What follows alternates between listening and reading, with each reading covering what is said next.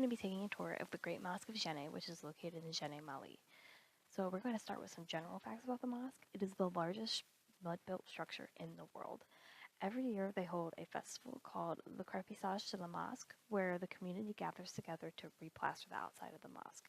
In the hot and humid climate of Mali, over time the mud bricks will actually begin to melt, which has already happened twice. So the structure that you see now was actually completed in 1907. This is a really fun festival where there's music and the children play and the elders give advice and everyone just gathers together to completely fix the mosque and replaster it. So some historical background on the mosque. Djenne as a city was founded between 800 and 1250 CE, and it functioned as a large cultural and economic center. Furthermore, it was a great place for Islam followers to live in a community. Djenne's 26th ruler was responsible in the 1400s for creating the original mosque. He was the first Muslim sultan, and he used traditional mosque design techniques to create the first mosque. Over time, other rulers continued to add to it. Unfortunately, by 1827, René Caillet, who was a European writer, came to Mali and saw the original mosque in complete disrepair. And he wrote about it and how it had been in terrible condition by the time he had seen it. So by 1834, they began to construct the second mosque, which you see in the top picture. Then that mosque also fell into disrepair, so by 1907, the third mosque was complete.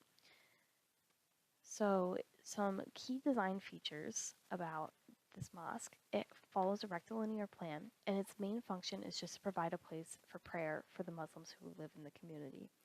The earthen roof, which you see in the second picture, is accessible by people who are visiting, and it features 3 minarets, which we'll talk about in the next slide. The terracotta caps, which you see, can be removed to allow fresh air to flow into the mosque, especially on hot days. Throughout the building, timber beams are used both as decoration and to support the building, and during the replastering, they're actually used as scaffolding. Now, another key design feature about the Great Mosque is that it features a special court for women who are there to worship, which many other mosques do not have. So some common architectural features in mosques are the minaret towers, which we see on the front of the building. They are accessible from the roof, and they are used to announce the call to prayer. The mosque features a hypostyle prayer hall, which, in case you don't know, is a hall full of columns to support it.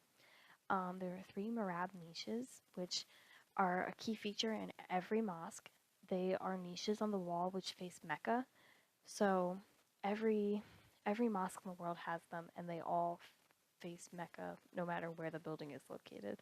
And then there's a large san, which is a courtyard to the west of the prayer hall. Now, in case you don't know, it is very frowned upon to take pictures in mosques because there are normally people there who are praying, and it's very impolite to take pictures of people while they're in the middle of their prayer. So the objects which you see here, although they would be present in the Great Mosque, these specifically are not from the mosque. So one key feature is prayer rugs, which people use to sit on during their prayers because most of the prayers are on the floor in position, and in order to not get dirty from sitting on the floor, they have to sit on rugs. So they're very ornate, very pretty, and yes, they are just for people to sit on.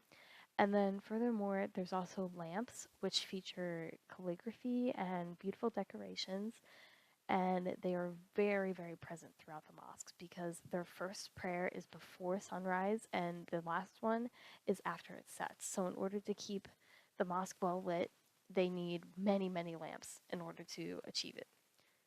Unlike the Christians that had come before them, the Muslims preferred to not make figural art as the Christians had done with biblical scenes. Instead, they just used calligraphy to write out passages from the Quran and then use geometric art around them.